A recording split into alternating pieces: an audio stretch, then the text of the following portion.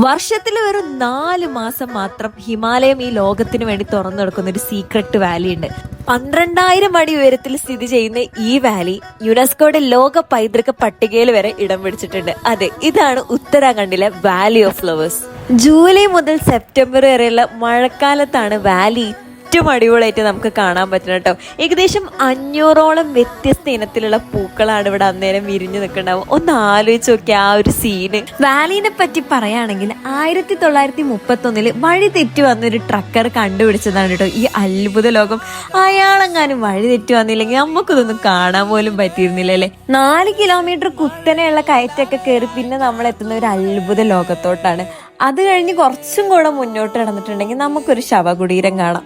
British botanist ആയിട്ടുള്ള lady John Margaret ലെഗയുടേതാണ് കേട്ടോ ഈ ശവകുടീരം. ഇത്രയും മനോഹരമായിട്ടുള്ള ഒരു താഴ്വരയിൽ മരിച്ചു കിടക്കാൻ പറ്റുക എന്ന് പറയണ തന്നെ ഒരു ഭാഗ്യമായിട്ടാണ് ഞാൻ കാണുള്ളൂ. അതൊക്കെ കഴിഞ്ഞ് കുറച്ചുകൂടെ മുന്നോട്ട് പോകുമ്പോൾ റിവർ ബെഡ് എത്തും. എൻ്റെ മോനെ, ഇതൊക്കെ ഭൂമിയിലുള്ളത് തന്നെയാണോ എന്ന് നമുക്ക് തോന്നിപ്പോട്ടെ അന്നേരം.